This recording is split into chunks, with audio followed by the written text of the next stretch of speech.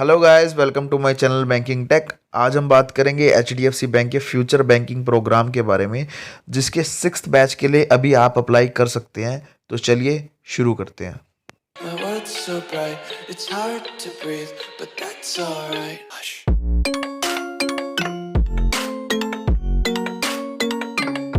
सबसे पहले बात करेंगे इसके एलिजिबिलिटी क्राइटेरिया के बारे में। आपकी जो एज है 21 ईयर से लेकर 26 ईयर्स के बीच में होनी चाहिए।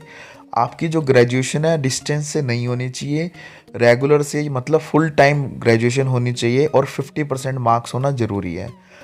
आपका कोई भी रिलेटिव एचडीएफसी बैंक में वर्क ना करता हो, क्लोज रिलेटिव, और कोई भी लीगल केस आपके अगेंस्ट किसी भी कोर्ट ऑफ लॉ में पेंडिंग नहीं होना चाहिए।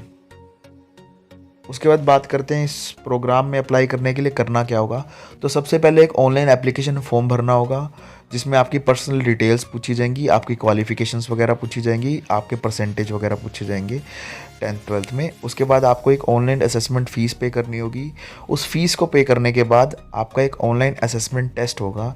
जैसे ही आप ये टेस्ट भी क्लियर कर लेते हैं, लास्ट में आपका एक इंटरव्यू होगा। इस इंटरव्यू को क्लियर करने के बाद आप HDFC bank future banking programme join कर सकते हैं। ऑनलाइन असेसमेंट टेस्ट में बेसिकली 4 सेक्शंस पे क्वेश्चंस आते हैं। पहला जो है इंग्लिश लैंग्वेज, दूसरा है क्वांट, तीसरा है पर्सनैलिटी टेस्ट और चौथा है सेल्स एप्टीट्यूड। इंग्लिश लैंग्वेज में आपके अनसीन पैसेजेस और ग्रामर्स पे क्वेश्चंस आते हैं, और लॉजिकल एंड क्वांटिटेटिव एबिलिटी में आपके मैथ्स एंड रीजनिंग पे क्वेश्चंस आते हैं। थर्ड होता है पर्सनैलिटी टेस्ट, एंड चौथा जो सेल्स एप्टीट्यूड टेस्ट होता है उसमें सेल्स के ऊपर क्वेश्चंस पूछे जाते हैं। एचडीएफसी फ्यूचर बैंकिंग प्रोग्राम को करने के लिए आपको 3,30,000 रुपये प्लस टैक्सेस लगभग 3.5 लाख रुपए के करीब पे करने होंगे। अगर आप ये खुद से पे नहीं कर सकते तो यहाँ पे एचडीएफसी बैंक लोन का ऑप्शन भी आपको प्रोवाइड करता है। फ्यूचर बैंकिंग प्रोग्राम में आपको पहले 6 महीने मणिपाल कैंपस में बेंगलोर में 6 महीने की ट्रेनिंग करनी होगी। उसके नेक्स्ट 3 मंथ में आपको एचडीएफसी बैंक में इंटर्नशिप करनी होगी, और लास्ट 3 मंथ आपको ऑन जॉब ट्रेनिंग करनी होगी एचडीएफसी बैंक की ब्रांच में।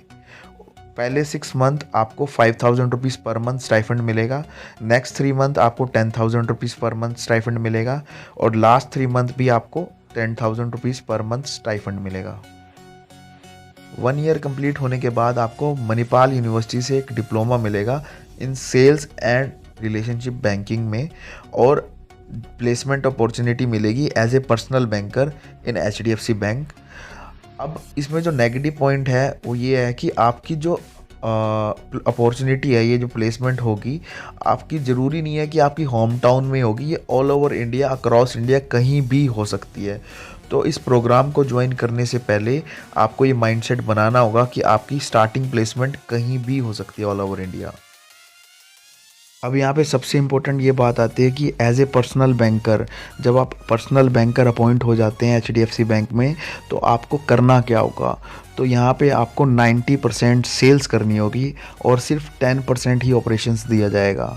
90% सेल्स में आपको न्यू कस्टमर एक्विजिशन करनी होगी। एचडीएफसी बैंक के साथ नए नए कस्टमर्स जोड़ने होंगे, उनको सेविंग अकाउंट बेच के, करंट अकाउंट बेच के, फिक्स डिपॉजिट बेच के, रैकरिंग डिपॉजिट बेच के, उनका डीमैट अकाउंट खोल के, उनकी सिप्स करके, उनको म्यूचुअल फंड्स बेच के, और इंश्योरेंसेस बेच के, लाइफ इंश्योरेंसेस बेच के, हेल्थ इंश्योरेंसेस बेच के, जनरल इंश्योरेंसेस बेच के, लिमिट्स बेच के, लोन्स करके, हर तरह के personal loan, business loan, car loan, auto loan, मतलब कि ओवरऑल ये प्रोफाइल सेलिंग प्रोफाइल है टोटली। ओनली 10% ही आपको ऑपरेशंस का काम दिया जाएगा, और आपकी जो भी ग्रोथ होगी, जो भी रेटिंग मिलेगी, जो भी बोनसेस होंगे, जो भी इंसेंटिव्स होगा, जो कुछ भी होगा, only based on your sales होगा। आपकी सेल्स को देख के आपकी यहाँ पे ग्रोथ होगी, और ओनली 10% ही यहाँ पे ऑपरेशंस का काम दिया जाएगा। अगर आप इस प्रोग्राम को ज्वाइन तभी कीजिए अगर आप यहाँ पे सेल्स कर सकते हैं, अदरवाइज़ आप अपना टाइम वेस्ट ना करें इस प्रोग्राम को ज्वाइन करके। अगर आप सेल्स नहीं कर सकते, या आपको सेल्स करने में दिक्कत आती है और आपको पता है कि आप सेल्स नहीं कर पाएंगे, तो आप इस प्रोग्राम को बिल्कुल ज्वाइन ना कीजिए, क्योंकि बाद में बच्चे परेशान होते हैं कि उनको बताया कुछ जाता है और होता कुछ है। इसलिए आप इस प्रोग्राम को ज्वाइन ना करें अगर आप सेल्स नहीं कर सकते। लास्ट में बात आती है कि पर्सनल बैंकर अपॉइंट होने के बाद एचडीएफसी बैंक में आपका क्या और ग्रोथ है, क्या क्या कर सकते हैं आप। तो पर्सनल बैंकर बनने के बाद आप रिलेशनशिप मैनेजर बन सकते हैं, असिस्टेंट ब्रांच मैनेजर बन सकते हैं, पर्सनल बैंकर ऑथराइज़र बन सकते हैं और इन ये बनने के बाद आप ब्रांच मैनेजर भी बन सकते हैं। तो ये सब चीज़ें आप कर सकते हैं अगर आप पर्सनल बैंकर के प्रोफाइल पे अच्छा परफॉर्म करेंगे। उसके बाद बैंक आपको relationship manager, assistant branch manager, PBA ये सारी चीज़ें भी बना देता है। उसके बाद आप branch manager, cluster head, zonal head, ये मतलब एचडीएफसी बैंक में अगर आप अच्छा काम करते हैं तो आप लगातार ऊपर जा सकते हैं। और अगर आप इस प्रोग्राम के लिए अप्लाई करना चाहते हैं तो आप एचडीएफसी बैंक की साइट पे जाके कैरियर सेक्शंस में जाके अप्लाई कर सकते हैं। और अगर आपको कोई भी डाउट या कोई क्वेरी है तो कमेंट कर सकते हैं। Thank you.